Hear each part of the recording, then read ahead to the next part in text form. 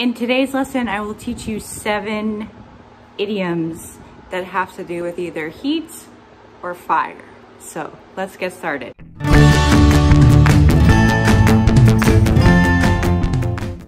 Hey friends! So it's officially summer here in the Northern Hemisphere, so what better way to welcome summer than talk about everybody's favorite topic, the heat.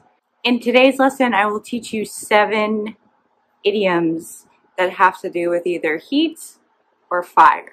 So let's get started. Idiom number 1, to play with fire. When you play with fire, you're taking a risk or doing something that will probably wind up hurting you in the future.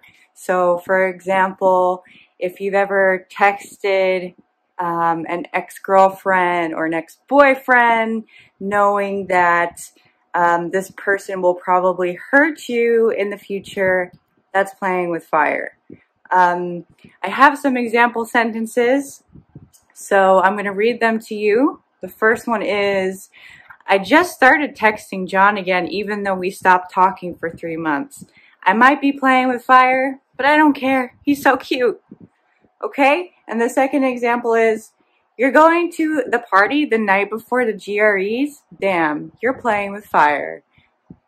So that's playing with fire, taking a risk that will probably not end up looking good for you. Idiom number 2, trial by fire. So this expresses a situation where a person needs to prove their strength or their endurance or their resolve to achieve something, usually with little to no preparation. It actually comes from a the term or the expression comes from a medieval practice where people had to prove their honesty or confess their sins or see if their sins were real or not, I think, by walking on hot coals or by walking on fire. And so that's where the expression comes from. But nowadays, since we're not walking on fire anymore, thank God, you might say someone is going to have a trial by fire if they, for example, decide to study abroad in an English-speaking country, but don't really speak any English themselves. So this will test their patience, their determination, and their willingness to succeed in that country, even though it's probably going to be really, really hard for them.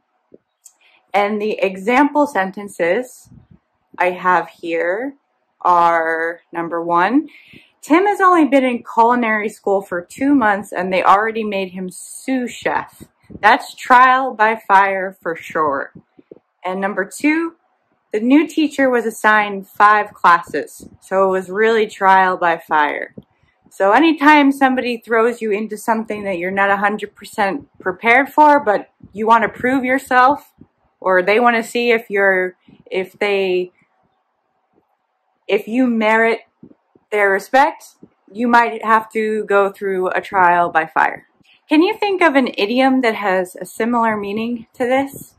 It actually doesn't have to do with heat. It has to do with water, but I'll give you a second to think about it. Did you figure it out? Great, you got it. Sink or swim. It basically means fail or succeed. Those are your only 2 options. Number 3, to add fuel to the fire. So if you had a fire, let's say you had a bonfire outside, and you threw gasoline or petroleum on it, what would happen? Something really bad. It would either get a lot bigger or it would explode, right? So this expression kind of describes a similar situation in which it means to make a problem worse, or to do or say something that will make a problem worse, or to make an angry person even angrier. So, for example, if your mom is mad at you for not doing your homework, you probably don't want to add fuel to the fire by not doing your chores also. you want to make sure you wash those dishes so that you don't add any fuel to the fire. In my other two example sentences here, I have, she's already mad at me. I don't want to add fuel to the fire by forgetting her birthday. Note to all you boyfriends out there, don't forget your girlfriend's birthday. It's really important. And two, talking about politics is just going to add fuel to the fire. So family dinners are usually very nice as long as everybody stays away from talking about politics. If people talk about politics, it can start making the situation a lot worse. Number 4, to take heat or the heat for something. So what this means is that you are taking the criticism or the blame for something or the punishment. It doesn't necessarily have to be your fault, but you are receiving the criticism, the punishment, and the blame. So if any of you have siblings, maybe sometimes you took the heat for things that your siblings did, but your parents thought you did it and not them. So that's one example of taking the heat. The two example sentences I have here for you are, number 1, she's the one who lost the assignment, but I'm the one who took the heat for it from the teacher. And number 2, he took heat for missing class. So he took criticism or punishment or something negative, probably from his teacher, for missing class. Okay? Number 5. If you can't stand the heat, get out of the kitchen. What do you think that means?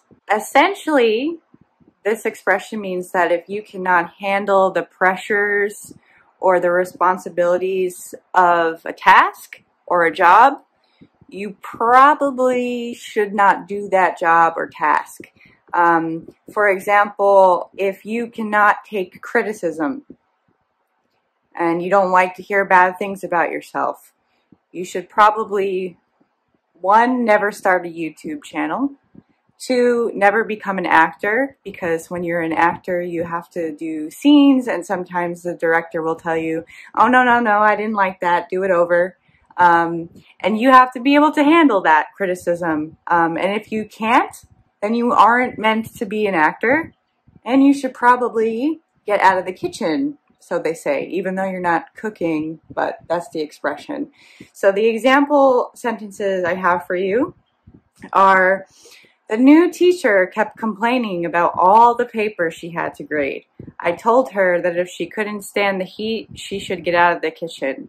So, what does that mean here? Grading papers is a normal part of being a teacher, and it can be really repetitive and it can be really tedious, but we have to do it if we're teachers. So if you don't like doing that, you should probably get out of the profession, because it's not going to get any better. Okay, second example. He wants to go to medical school, but can't stand seeing blood. Dude, if you can't stand the heat, get out of the kitchen. I hope that's clear. If you can't handle the task or responsibility of the job, then you shouldn't do the job. You should just give up right now. Not very optimistic, but it's the truth. Okay, number 6. So I have, the heat is on, turn on or up the heat, or turn the heat off. And all of these are referring to pressure. So if the heat is on, there's a lot of pressure or expectation for you or somebody else to succeed or be successful or perform well at something.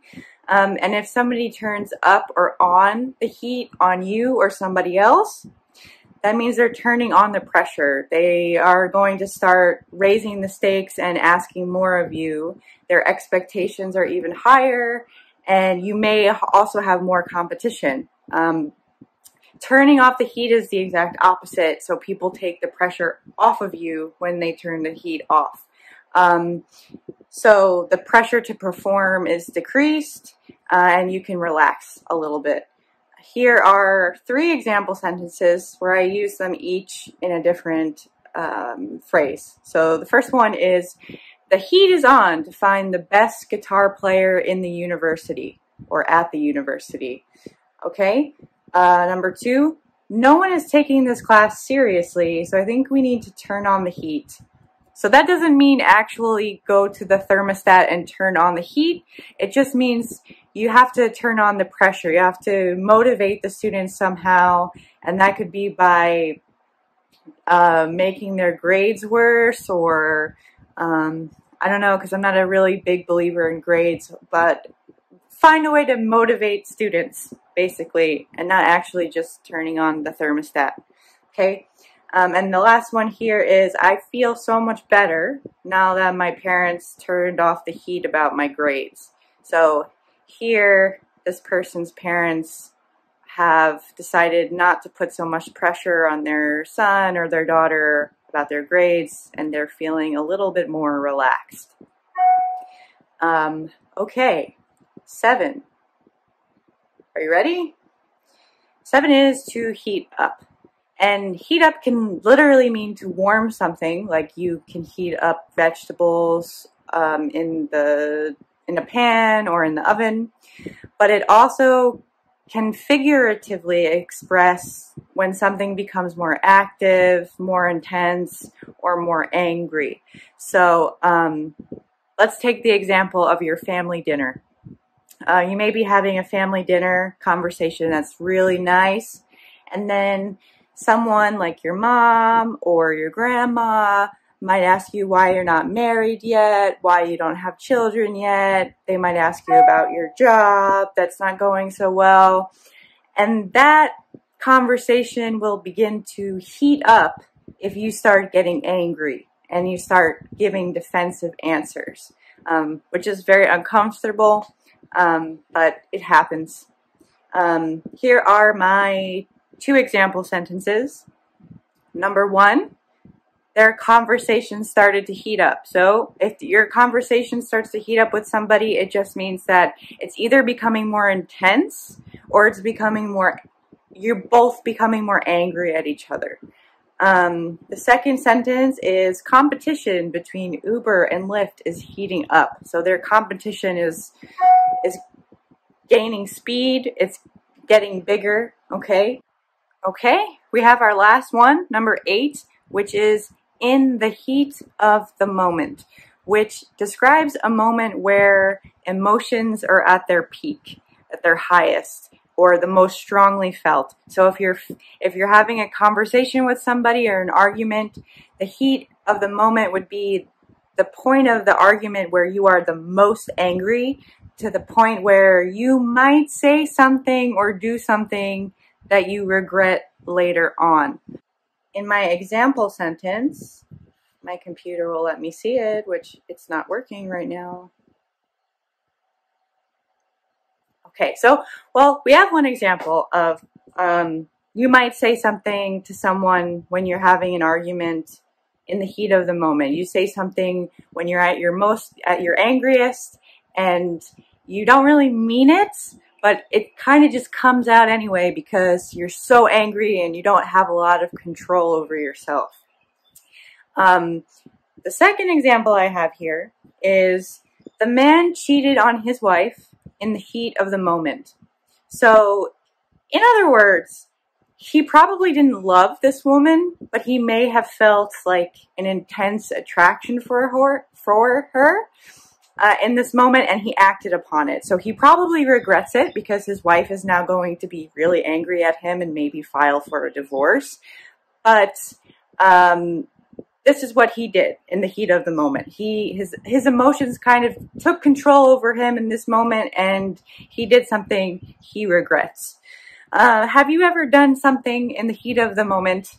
If you have, let me know what it is below. Hopefully it's nothing that you regret too much. And I hope that this video was helpful for you and that you learned some American idioms about heat and fire. If you like this video, please give it a thumbs up. Don't forget to subscribe and hit that notification bell so you can be notified whenever I post a new video. I'll see you in the next one. Bye, guys.